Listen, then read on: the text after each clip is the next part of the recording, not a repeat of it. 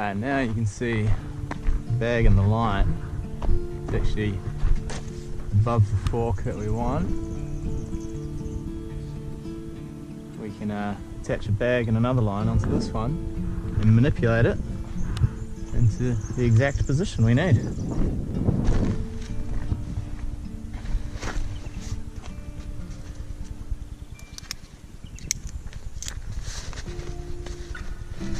I must emphasise to always attach a second or third throw weight, because you're adding a lot more friction when you install the second line. There's potential it may not come to the ground. I like to use a locking carabiner, and that way you know it's not going to get opened up and caught up in there.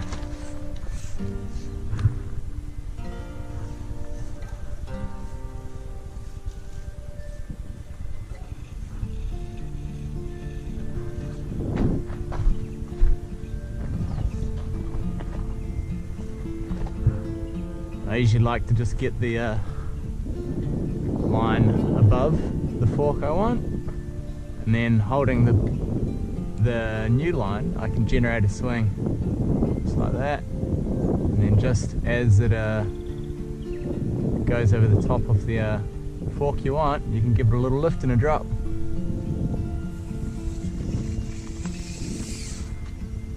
And now this orange line, which is the shell line, is isolated around the anchor that we want.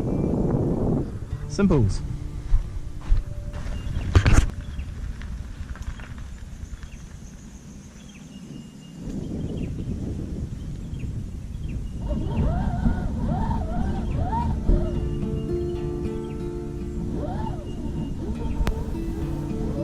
At this point, I'm just lifting the bags above the main fork that I want. I'll generate a swing and drop it down and through. If I decide to select a different fork, I can use both lines to pull the bags back up and out of that fork. I can then generate the swing in a different direction and drop them through another fork depending on my preference.